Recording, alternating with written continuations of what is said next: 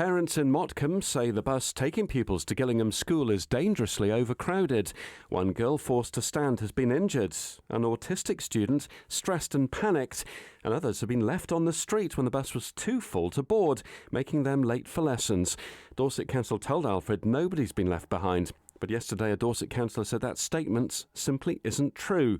Parents are calling for urgent action. And Councillor Derek Beer says he'll pick up their concerns and take them to the top. It's not right, it's not appropriate, and it's not what public transport should be about. It really goes against everything that I strive for, the doorstep to destination experience being good. Alfred picked up parents' concerns at the start of term. We were told 15 children couldn't board the bus in Motcombe for the first day of lessons in the new school year. It was too crowded.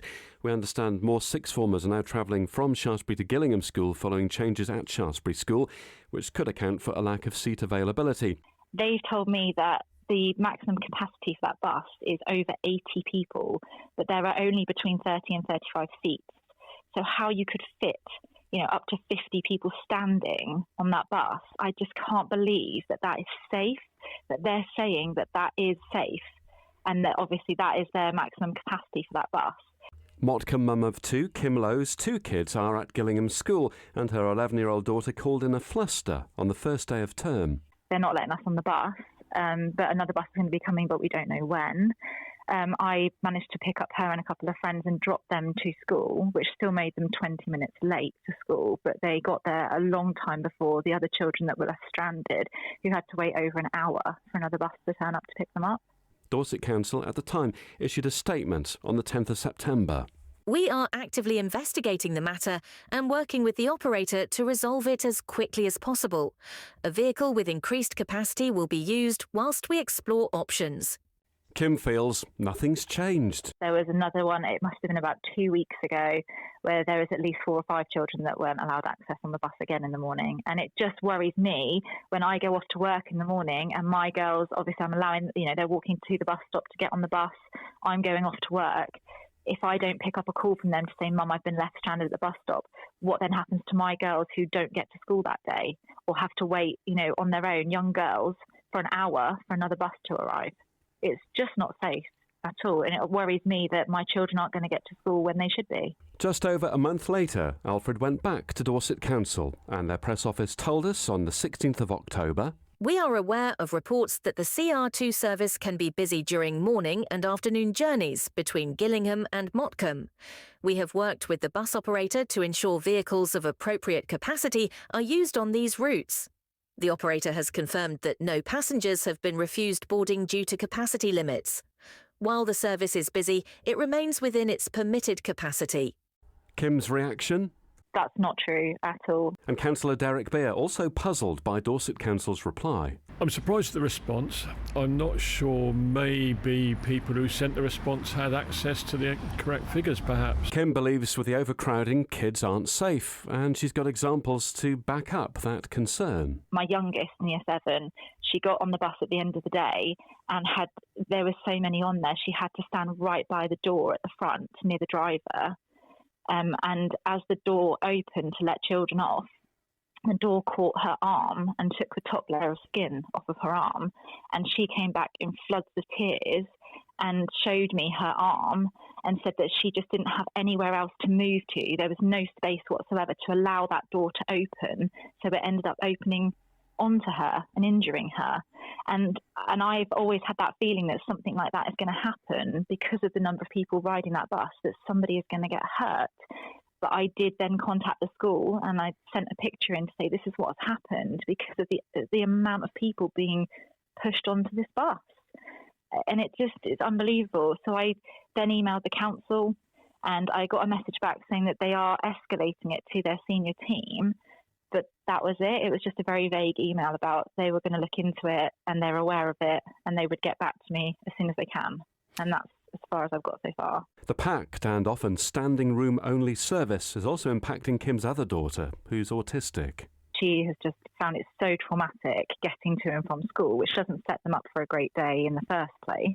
There are so many that are crammed on that bus. She's actually got back off of it because she can't cope with people breathing onto her and how close they're standing. And now she can't get on that bus unless she stands near the front or has a seat. So there's often times where I have to go and collect her from school at the end of the day because she just gets so anxious that she can't get on it. It's too full. There's too many people. Kim says some Dorset villages like Marnell have a dedicated school bus in term time, but that's not available in Motcombe. And Councillor Derek Beer says there shouldn't be an issue with school transport because the daytime service on that CR2 bus route is underpinned by the requirement to have it as a school bus. School transport is the foundation of the daytime fare-paying passenger service. What's happened with all the CR2 routes is that you've got a bus takes children to school or young people to school, and then rather than sit idly through the day, the principle has always been that it provides a service throughout the day for the rest of the people. What we've done with the CR2 route is actually enhanced that and made it even better than that. But basically, school journeys are the prime example is the bus which goes down to Blandford from here. Doesn't do much in the way of business at the minute, because I think it needs to do more. But it does some school journeys, and then there's no point in putting the thing away for the rest of the day. It might as well make itself useful. Kim's got another issue aside from overcrowding and safety. It's meant to be a school bus, but it's frequently late and kids miss the start of the school day. It's late every day. I've never known it to actually rock up at 8:22 when it's supposed to, because they're missing important messages, they're missing tutor, they're marked down as late every day. And because it's the scheduled fare-paying passenger bus as well, it runs out of Motcombe past the primary school and gets stuck behind all of the primary school morning traffic. Kim says a better solution would be following the temporary bus route when there were roadworks past the Turnpike Showground, entering Gillingham through Bay. It was much easier than having to turn around at Elm Hill and come back through the school run traffic and then get stuck. It was much easier. But again, if it was on time, they probably would just about make it to school on time. Kim says it's not as if they're getting this as a free school bus. £60 a month per child, and I have 2 of them. Kim says she knows what will work and is asking Dorset Council for these solutions. Either a designated coach or bus that is just specifically for the school children, as they do for every other village in that goes to Gillingham School, or they send 2 buses in the morning, slightly earlier or at least on time, so that our children are, 1, getting a space on the bus and 2, getting to school on time. Which, if they can do it at the end of the day and send 2 buses, I'm not sure why they can't do that in the mornings as well. That's probably like the bare minimum, I would say, as we're paying for them to ride the bus.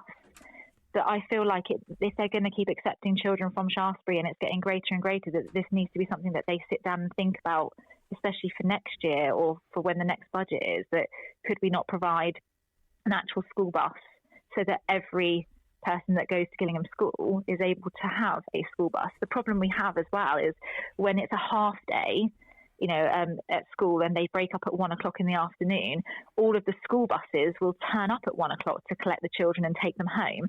But because this is a public bus, they don't come to the school and collect our children. So for us who work, we have to find a way of getting our children home at lunchtime because it's a public service. There isn't a bus for them to bring them home. They're then left at Gillingham School. It's things like that where I think it seems unfair that we live in a small village just like Marnell. Why are we not having that same option? Dorset Councillor Derek Beer says he understands Kim's concerns and he'll take her complaints to the Dorset Councillor responsible for school bus provision. Let me look into it, and I will look into it because I'm passionate about getting these things right. We'll keep you informed of developments here on Alfred.